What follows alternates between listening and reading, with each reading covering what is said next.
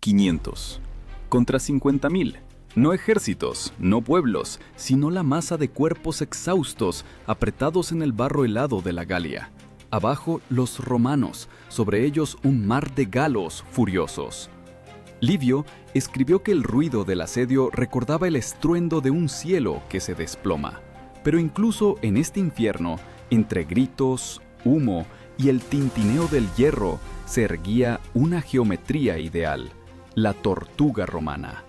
Una táctica que transformó cuerpos humanos en una fortaleza viviente. Fue precisamente ella la que dio a esos 500 una oportunidad contra un enemigo invisible por su número. Y mientras los escudos golpeaban unos contra otros como el aliento de un organismo monstruoso, dentro de esa caja de hierro nacía una leyenda de supervivencia. Pero ¿cómo soportar cuando cada aliento está envenenado por el hollín y la tierra tiembla por los cuernos bárbaros? Esto ocurrió durante las guerras de las Galias alrededor del año 50 a.C. Una pequeña guarnición romana, no más de 500 hombres, se encontró atrapada en una fortificación asediada por una horda de galos que lo superaba en número 100 veces. César escribió que los asediados resistieron durante semanas, repeliendo asaltos, perdiendo amigos, pero no la formación. En esto residía la esencia del pensamiento romano. Disciplina en lugar de pánico, orden en lugar de miedo.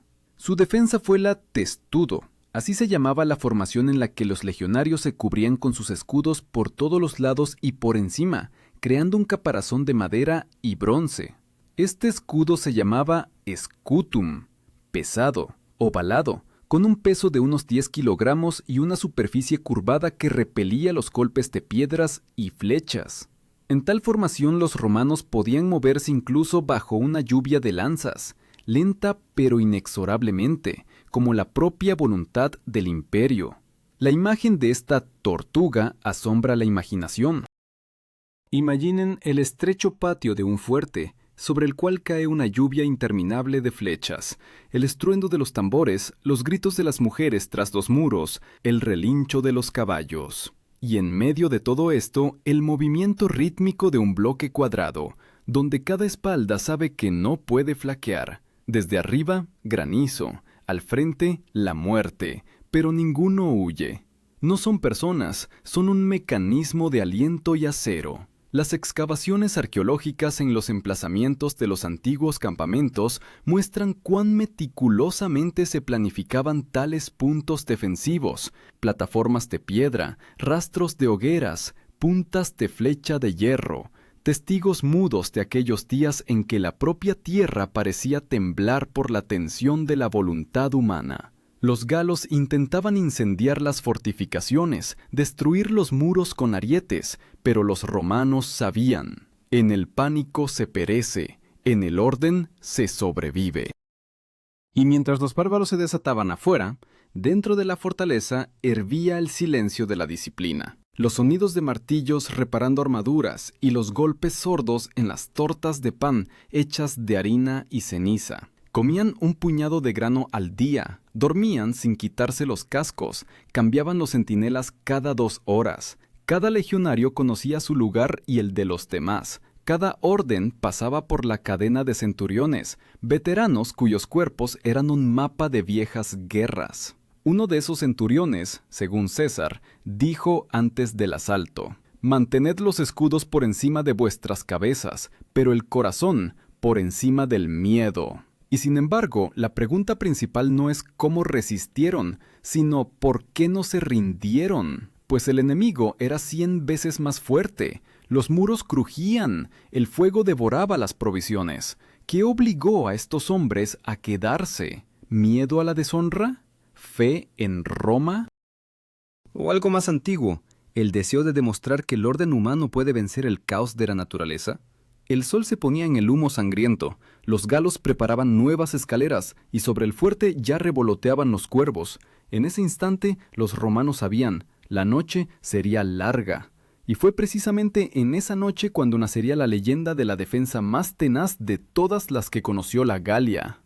La noche cayó sobre el fuerte como la tapa de un sarcófago. Los galos bajo los muros no dormían. El fuego de las hogueras se encendía y se apagaba en el humo, como el aliento de un monstruo que había rodeado a su víctima. 500 romanos permanecían dentro, exhaustos, hambrientos, pero no quebrantados. Su comandante, un legado nombrado por César, un hombre sin nombre en las crónicas, podría haber dado la orden de romper el cerco, pero él eligió otra cosa: resistir, así como les habían enseñado desde el primer día en el campamento, donde la disciplina no era solo orden, sino fe. Livio escribió que los soldados romanos comenzaban el día limpiando sus armas. Incluso bajo asedio, frotaban sus espadas gladius con arena y grasa, como si se prepararan no para la muerte, sino para un desfile. Esta espada, corta, recta, de aproximadamente medio metro de longitud, fue creada para combates cuerpo a cuerpo, donde cada golpe lo decide todo. Y ahora, en los estrechos pasajes del fuerte, los gladius eran una extensión de sus brazos. El hierro, afilado hasta un brillo de espejo, reflejaba el fuego carmesí de las hogueras. En la oscuridad, los romanos oían a los galos cantar. Un canto bajo, gutural, como si la tierra misma respondiera a sus gritos. Preparaban nuevas escaleras, catapultas, barriles de brea, y dentro del fuerte los legionarios reforzaban los muros de tierra y madera, acarreaban cestas llevando sobre sus hombros un peso igual al de su propio cuerpo. Un escudo pesaba 10 kilogramos, un casco 5, una coraza otros 8. En total, unos 30 kilogramos por cada uno, sin contar las armas. Pero nadie se quejaba. Roma enseñaba: la debilidad es un virus que infecta la formación. Precisamente por eso, el ejército romano vivía según el principio de la disciplina militaris. Disciplina militar, un orden estricto que transformaba una multitud en un organismo. En esto residía el secreto de su invulnerabilidad. No la fuerza, sino la formación. Mientras los galos se agitaban con furia, los romanos actuaban siguiendo un patrón, donde cada orden era como un latido del corazón. Los centuriones recorrían las filas, revisando las sujeciones. Los tribunos vigilaban las señales de combate. En la torre de madera se encontraba el cornicen, un trompetista con un enorme y curvado instrumento, la cornu, cuyos sonidos rasgaban la oscuridad, recordando a los soldados que no estaban solos. Los hallazgos arqueológicos en la Galia confirman: fortalezas similares tenían una geometría ideal, un cuadrado con fosos y terraplenes. Incluso las fortificaciones temporales se construían siguiendo un mismo patrón, como si el plano hubiera sido dejado por un ingeniero del futuro. Las excavaciones muestran rastros de vigas carbonizadas y restos de flechas con puntas de hierro fundidas por el fuego. En estas huellas, la confirmación del asalto desesperado del que escribió el propio César. Por la mañana comenzó el primer asalto. Los galos avanzaron en una ola, miles de pies golpeando la tierra al compás de los tambores. Los gritos llenaron el espacio entre las colinas y el aire se espesó con el humo. Los romanos cerraron filas. Ante el grito interno del comandante, los escudos se levantaron y el fuerte se transformó en un monolito. La tortuga cobró vida. Las flechas caían desde arriba, golpeando la madera, el bronce, tintineando como lluvia sobre mármol. Las piedras de las catapultas se estrellaban, pero la formación resistía. La táctica de la tortuga o testudo nació de un principio simple. Si es imposible evitar el golpe, hay que resistirlo. Los soldados colocaban los escudos sobre sus cabezas y delante de sí, cubriendo a sus compañeros por todos los lados. Cada uno solo veía los pies de delante y el cielo, oculto por la madera. Dentro estaba oscuro y sofocante, el aire impregnado de sudor, humo y hierro. Pero era su refugio, su única oportunidad. Las reconstrucciones modernas muestran que la densidad de tal formación alcanzaba los 3 hombres por metro cuadrado. Ningún galo podía romper esta pared sin un ariete directo. El segundo asalto fue desesperado. Los galos hacían rodar barriles ardiendo, intentando cegar al enemigo con humo. El fuego lamió los escudos, la brea crepitó. Los romanos resistieron hasta que el comandante dio la señal. Entonces la tortuga se abrió y salió. Un golpe brusco de los gladius, estocadas cortas, y la línea gala se dispersó. Pero la victoria no trajo alivio. Detrás de cada enemigo caído había decenas más. Cuando el polvo se asentó, el sol iluminó el fuerte, cubierto de flechas como un puercoespín de espinas. 50 romanos yacían ya inmóviles. Los demás, en silencio, retiraban los cuerpos, enterrándolos en las zanjas. Nadie hablaba. Solo el centurión se arrodilló, colocando la palma de la mano en la tierra. Según Polibio, en Roma se creía que tocar el suelo después de la batalla devolvía el alma al guerrero. Quizás fue esta creencia lo que los mantuvo entonces. Con cada día las provisiones de comida disminuían, el pan se convertía en polvo, el vino en vinagre. Pero incluso en la hambruna los romanos observaban los rituales. Antes del amanecer salían en formación para postrarse ante el este, no ante los dioses, sino ante la propia luz, un recordatorio de que el día todavía era suyo. Los galos podían ser más fuertes, pero carecían de lo principal, el orden que hace a los hombres inmortales. Y cuando los galos decidieron que los romanos estaban a punto de colapsar, dentro de la fortaleza, sucedió algo que nadie esperaba. Al tercer día del asedio, la tierra alrededor del fuerte ya no era tierra.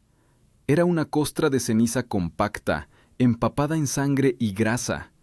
Los galos rodearon la fortificación con un anillo de varias filas, colocando centinelas incluso de noche. De sus campamentos llegaba el olor a carne asada y cerveza agria, el olor de una victoria en la que ya creían. Y en el campamento romano reinaba el silencio. Solo crepitaba el carbón, y en algún lugar lejano tosía un soldado. 500 cuerpos y una sola voluntad. Según la descripción de César, estas guarniciones estaban compuestas por veteranos, aquellos que habían sobrevivido a decenas de campañas, hombres que podían construir un campamento en cuestión de horas y atacar bajo la lluvia, cuando los caballos galos se atascaban en el barro. Sus músculos eran más duros que el cuero crudo, y sus ojos serenos como los de un depredador. No esperaban un milagro, esperaban el procedimiento romano, el ordo militaris, un sistema donde incluso la muerte debía llegar según lo programado. Al amanecer, los galos desplegaron torres de asedio hechas de árboles recién talados.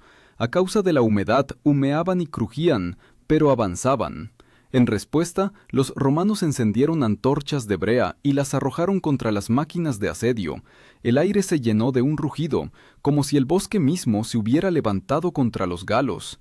El fuego lamió las torres, y los galos, aullando, retrocedieron. Pero en ese mismo momento, otra parte de los asediadores se lanzó hacia el foso con troncos y escudos para rellenar el pasaje. Todo el horizonte se movía. El comandante de los romanos subió a la plataforma de madera y dio la señal al trompetista. El sonido prolongado del cornu cortó el humo. Los soldados se reorganizaron en 2 líneas. La primera se situó en el terraplén, lista para lanzar lanzas. La segunda, junto a las puertas, sosteniendo los escudos en ángulo.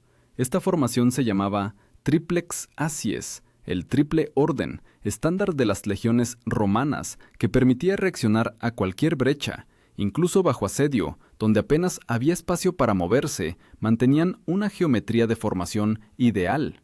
Livio señalaba que la fuerza de los romanos no residía en su número, sino en su ingeniería. El fuerte en el que se habían atrincherado tenía un foso, un terraplén, una empalizada y pasadizos internos que conectaban los puestos. Estos pasadizos permitían mover a los combatientes sin ser detectados por el enemigo. Los arqueólogos encontraron fortificaciones similares en el norte de la Galia, restos de plataformas de madera reforzadas con clavos de hierro, esquinas quemadas de los fosos, rastros de flechas balísticas, todo indica que los asediados no solo sobrevivían, sino que luchaban como ingenieros. Su arma principal ahora no era el gladius, sino la paciencia. Con cada hora los galos se volvían más desordenados, sus ataques se transformaban en gritos y lanzamientos sin plan. Uno de los centuriones, según los cronistas, pronunció: «Que los bárbaros casten su furia como los niños castan su aliento. Nosotros esperaremos». Y de hecho, esperaron. Con cada día los galos perdían más y más hombres, por las heridas, por el hambre, por sus propios errores. Mientras tanto, en el campamento romano comenzó el calor. El aire se estancaba entre los muros, el polvo se asentaba en los labios, los soldados envolvían la cabeza con telas para no desmayarse por el bochorno. El agua se acabó. Recogían el rocío de los escudos por las mañanas, unas pocas gotas para los labios, como vino de los dioses. En estas horas de prueba, la tortuga dejó de ser una táctica, se convirtió en una forma de vida. Cada paso, cada aliento, bajo la cobertura del otro. Nadie estaba solo. Cuando los galos volvieron a saltar, usaron una nueva astucia. Recurrieron a las ondas. Piedras del tamaño de un puño golpeaban la formación, rompiendo brazos, haciendo caer escudos. Uno de los romanos, un joven legionario que aún no había visto grandes batallas, perdió el conocimiento por un golpe en la cabeza. Su compañero no dejó que el cuerpo cayera, lo sostuvo, interpuso su escudo y continuó manteniendo la línea. Este gesto lo vieron todos, y como si una corriente eléctrica hubiera recorrido la formación, nadie más flaqueó. César escribió que los romanos podían resistir un asedio mientras el espíritu de orden se mantuviera, y este espíritu era contagioso. Incluso exhaustos, heridos, no gritaban ni rezaban, simplemente se mantenían en pie. Cuando otra ola de galos retrocedía, sacaban a los muertos del fuerte, los enterraban detrás del terraplén si era posible, o los apilaban junto a la pared interior, cubriéndolos con capas. Ceniza y hierro se fundían en uno. Al atardecer del tercer día, los galos se dieron cuenta de que no podían tomarlo por la fuerza. Entonces comenzó otra guerra, psicológica. Desde detrás de los muros llegó el rugido de los tambores y las voces de los chamanes. Los galos arrojaban las cabezas de los caídos al foso para quebrar el espíritu del enemigo. En respuesta, los romanos guardaban silencio. Sabían que el que respondiera primero perdería. Solo por las noches, cuando la luna se alzaba sobre los muros, los soldados susurraban palabras de antiguos juramentos, dirigiéndose no a Júpiter, sino a Roma como un ser vivo. Y sin embargo, las fuerzas estaban agotadas. Quedaba menos de la mitad de las provisiones. De los 500 combatientes, más de 100 ya habían sido heridos. Pero entonces ocurrió un evento que cambió todo el curso del asedio. Un observador desde la torre notó polvo en el horizonte, débil, pero no natural. Era un destacamento, pequeño pero disciplinado. Y fue precisamente con su aparición que entró en combate la última tortuga, la que decidiría el desenlace de esta leyenda. El polvo en el horizonte era como un espejismo. Durante mucho tiempo nadie creyó que pudieran ser aliados. Con demasiada frecuencia los galos tendían trampas, enviando destacamentos falsos. Pero esta formación se movía de otra manera. Sin gritos, sin banderas, sin movimientos superfluos. Una línea de puntos de hierro bajo el sol abrasador. Eran romanos. Según los registros posteriores del historiador Apiano, César envió un pequeño destacamento de apoyo, unas 2 cohortes, es decir, menos de 1000 hombres, para verificar la suerte de los asediados. Caminaron 2 días sin dormir por campos quemados, dejando tras de sí las huellas de sus sandalias de arena, las cáligas. La hoguera de señales en la torre del fuerte se encendió, brevemente, 3 veces. Era un código antiguo que significaba vivos pero rodeados. Afuera, los galos notaron la llama y aullaron como bestias, comprendiendo que la presa aún respiraba. En ese mismo instante, miles de pies se precipitaron hacia los terraplenes. El asedio se convirtió en furia. La tierra tembló. El aire se llenó de silbidos, piedras, lanzas, humo, todo se mezcló. Pero desde el interior del fuerte, como de la boca de la tierra, se levantó un zumbido, bajo, rítmico, similar a los latidos del corazón. Los romanos se preparaban para el último asalto. La táctica a la que recurrieron fue descrita posteriormente por Polibio. Una tortuga doble. Una formación creaba un escudo exterior, un muro continuo para proteger las puertas. La otra, una columna interna para el contraataque. Esto requería una sincronización perfecta. Cualquier desviación y la formación se derrumbaría. Los centuriones se colocaron en las esquinas. Sus voces se superponían al ruido de la batalla. El comandante levantó la mano y la tortuga cobró vida. Cuando los galos llegaron al foso, los romanos abrieron las puertas. Por un instante, silencio, y de entre el humo irrumpió una cuña, una masa densa de hombres, cada escudo entrelazado con el vecino, como un eslabón en una coraza. Los galos intentaron rodearlos, pero chocaron contra una cúpula impenetrable. Los escudos superiores repelían las flechas, los delanteros rompían las lanzas. Las estocadas fulminantes de los gladius convertían la primera fila de galos en una masa sangrienta. Todo sucedía a distancia de un brazo. Este momento es la culminación de la tenacidad humana. Los hallazgos arqueológicos en el norte de Francia muestran rastros de una batalla masiva, donde los cuerpos yacían en filas compactas, huellas de heridas idénticas a la altura del pecho y el abdomen. Esto es un signo de la técnica romana de combate cuerpo a cuerpo. Los romanos golpeaban de forma corta, sin grandes movimientos, cada golpe directo al objetivo. Incluso ahora, los historiadores, al analizar las reconstrucciones, se asombran de cómo, con el cansancio y la sed, podían mantener tal precisión en los movimientos. Mientras tanto, los galos intentaban rodear la columna, lanzaban antorchas, derribaban vigas, hacían rodar carros, pero la tortuga avanzaba, lentamente, como si la propia tierra se hubiera levantado y caminara. Livio escribió que el sonido de los escudos bajo los golpes era similar al ruido de la lluvia sobre el techo de un templo. Cada paso, un golpe. Cada aliento, un latido del corazón. Cuando la primera línea de galos flaqueó, los romanos utilizaron su propio caos. En ese instante apareció el destacamento de ayuda. De detrás de las colinas emergieron capas rojas, una pequeña mancha de fuego sobre el fondo del humo negro. Avanzaban rápidamente, en columna, sin desorganizarse, emitiendo un bajo grito de guerra. Los galos se desconcertaron. Entre ellos y el fuerte se había atascado una tortuga, y en el horizonte se acercaban nuevos guerreros. El pánico rompió la formación de los asediadores.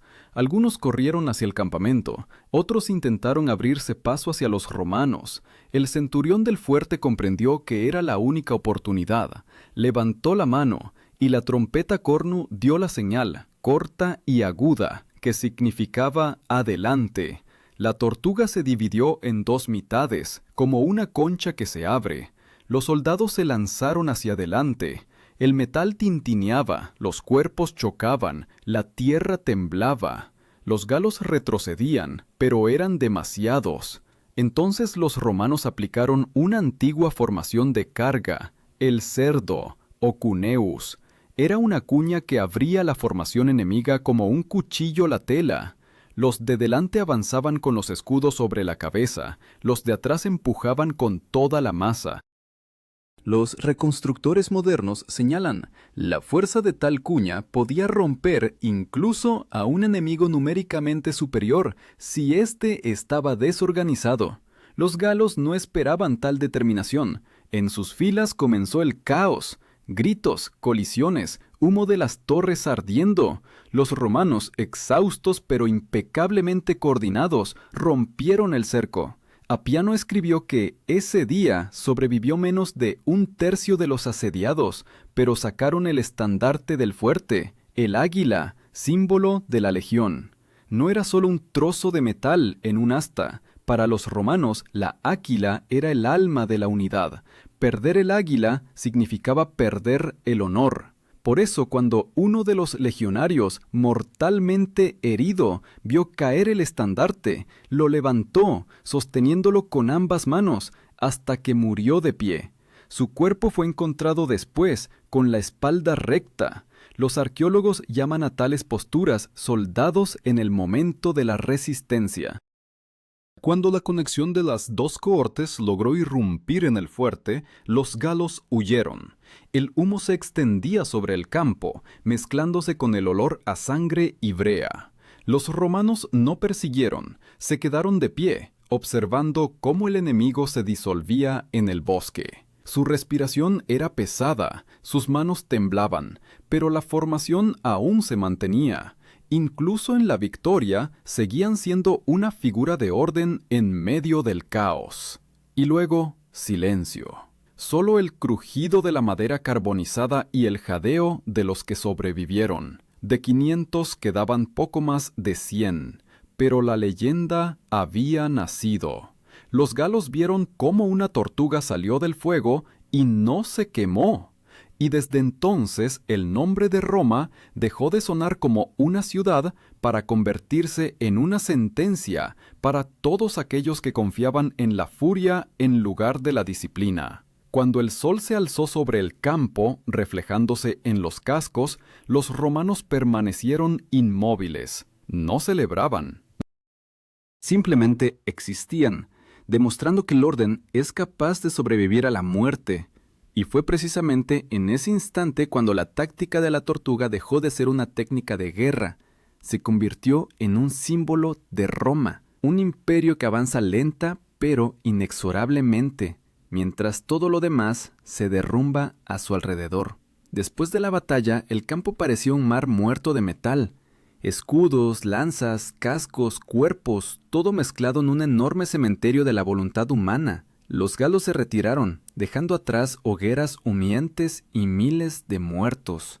Sus gritos se apagaron, pero el olor a guerra permaneció, dulzón, acre, que no se va ni después de la lluvia. Los romanos permanecían en medio de este caos, recogiendo en silencio los restos de sus compañeros. Nadie se regocijaba. La victoria había sido demasiado costosa. Polibio escribió que la disciplina de los romanos llegaba a la santidad. Incluso después de una catástrofe, no abandonaban el lugar de la batalla hasta que el orden fuera restaurado. Así, también aquí, los legionarios supervivientes comenzaron de inmediato a despejar el terraplén, reforzar los muros y recoger las armas. Sus movimientos eran automáticos, como si el cuerpo ya no obedeciera a las emociones, sino que siguiera un mecanismo interno. Cada paso, un paso del imperio que no conocía las palabras piedad ni cansancio. El tribuno, un joven oficial cuyo nombre la historia no ha conservado, ordenó restaurar la torre de señales. En la cima, el águila fue izada de nuevo, ennegrecida por el hollín, pero intacta. Este símbolo significaba más que la vida. Significaba que el orden existe incluso entre las cenizas. Y cuando el estandarte rojo con el águila se alzó contra el cielo gris, los romanos supervivientes se enderezaron. Incluso los heridos, apoyándose en las lanzas, permanecían de pie, como ante los dioses. Fue entonces cuando recibieron refuerzos, el ejército principal de César, que avanzaba desde el sur de la Galia. Según el propio general, no esperaba que la guarnición resistiera. Cuando las legiones se acercaron, no vieron ruinas, sino un fuerte que aún respiraba, pero que seguía en pie. Esta visión se convirtió en un símbolo del espíritu romano. Uno de los comandantes pronunció: «Así es como se ve el hierro si por él corre la sangre de Roma». Al estudiar los restos de las fortificaciones, los arqueólogos encontraron un detalle interesante. En las capas de tierra alrededor del fuerte había multitud de fragmentos de clavos romanos y tablas carbonizadas, pero casi no quedaban objetos personales. Esto significa que la guarnición no se preparó para huir. Fortificaron los muros hasta el final y no llevaron nada superfluo. Todo indica que su objetivo no era sobrevivir, sino resistir. Se convirtieron en la encarnación viva del concepto de virtus, la virtud romana. Este término no solo denotaba valentía, sino la capacidad de mantener la razón en el miedo, la lealtad en la desesperación y la dignidad en la muerte. Para un romano, la virtus era lo que hacía a un hombre ciudadano y a un ciudadano soldado. Esto fue precisamente lo que vio César cuando subió al terraplén fortificado y miró a los supervivientes. En sus comentarios a la guerra de las Galias, escribió que estos hombres lucharon no por la vida, sino por el orden del mundo. Desde el punto de vista militar, su resistencia tuvo una importancia colosal. Los galos, habiendo perdido decenas de miles de guerreros, estaban desmoralizados. La noticia de la guarnición inquebrantable se extendió por toda la Galia. Las tribus bárbaras, antes unidas en un solo ejército, comenzaron a discutir, acusándose mutuamente de la derrota. Su alianza se desintegró, y César, aprovechando esto, movió las legiones más al norte y sometió la región por completo. La testudo, o tortuga, se convirtió no solo en una formación de combate, sino en un símbolo de la estrategia romana, lenta, metódica, pero infalible. Historiadores modernos como Goldsworthy y Keegan señalan que fue precisamente esta táctica la que hizo a Roma invencible en las batallas contra los bárbaros, quienes confiaban en la furia y la sorpresa. En el corazón de la tortuga estaba el principio de la confianza. Cada soldado cubría a su vecino, incluso si no sabía su nombre. Ningún ejército del mundo antiguo poseía tal nivel de coordinación, pero detrás de esta disciplina se escondía un precio. Cada superviviente de los 500 sabía que su resistencia se había pagado con las vidas de sus hermanos. Enterraron a los caídos fuera de los muros del fuerte, colocando los cuerpos en filas, según el reglamento militar, pies hacia el este, rostros hacia el sol. Encima una capa de tierra y un escudo roto, sin inscripciones, solo silencio. Tácito escribió que en Roma se contó durante mucho tiempo la historia de esos 500. Los guerreros que resistieron el asedio de 50.000 se convirtieron en leyenda. Sus nombres fueron inscritos en las listas de las legiones de honor, pero el fuerte mismo desapareció de la faz de la tierra. Cuando siglos después los arqueólogos encontraron sus restos, vieron rastros de fuego y muros derrumbados, pero ni un solo objeto de lujo. Solo hierro, huesos y escombros carbonizados. Todo decía, aquí estuvieron quienes eligieron el orden en lugar de la vida. Y sin embargo, en este frío cálculo, en la geometría de la disciplina, había una chispa de hazaña humana, porque detrás de cada escudo había un hombre que podría haber huido, pero se quedó, no por la gloria, no por el oro, sino porque sabía. Si él caía, la formación caería, y con la formación la idea misma de Roma. Al atardecer del último día, César ordenó erigir un monumento de piedra en el lugar de la batalla, sin nombres. Solo una inscripción: Ordo vincit omnia. El orden lo conquista todo. Y cuando el sol se ponía tras las colinas de la Galia, los últimos rayos iluminaban esas palabras, convirtiéndolas en un juramento que Roma llevó a través de los siglos. Pero la historia de la tortuga no terminó en ese campo. Se convirtió en una lección, que la fuerza de un imperio no reside en los números, sino en la capacidad de las personas para ser un organismo unido.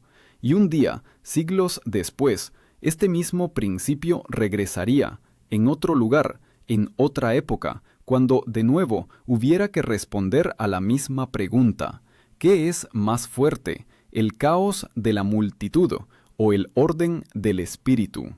Pasaron los años, el fuerte fue cubierto por la hierba, sus piedras fueron desmanteladas por los campesinos, sin saber que construían casas con muros que una vez sostuvieron el destino del mundo, pero el recuerdo permaneció. Los ingenieros romanos copiaron el plano de aquella fortificación en tablillas de estudio. Los legados se referían a ella en sus instrucciones, y la propia palabra testudo se convirtió en un símbolo de resistencia. La tortuga, Lenta y torpe, se transformó en la imagen del orden invencible. Historiadores del Imperio tardío escribieron que fue precisamente después de aquel asedio cuando César se convenció definitivamente de que el destino de las guerras no lo decidía la valentía, sino la organización. Trasladó este principio a la administración del Estado. La disciplina táctica se convirtió en administrativa. El ejército se convirtió en un modelo de sociedad, cada ciudadano un eslabón, cada ley un escudo, cada deber parte de la formación. Pero detrás de esto había algo más que una estrategia. La Testudo demostró que el ser humano es capaz de superar el miedo si se mantiene hombro con los demás. Ningún héroe habría salvado a aquel fuerte solo. Lo que salvó fue la conexión, invisible pero sólida, esa misma que les permitió seguir adelante cuando todo les gritaba ¡corre! Filósofos posteriores, Séneca, Marco Aurelio, a menudo recurrieron a este ejemplo llamando a la tortuga la forma del espíritu. Para ellos no solo simbolizaba la valentía militar, sino también el orden interno, cuando la razón protege el corazón, como el escudo protege el cuerpo. Roma sobrevivió no porque fuera más fuerte, sino porque aprendió a mantenerse unida. Y si se escucha el viento sobre el campo del viejo fuerte, parece que se puede oír el crujido del metal, el eco de aquella tortuga que avanzó a través de las llamas, llevando el águila sobre sus hombros.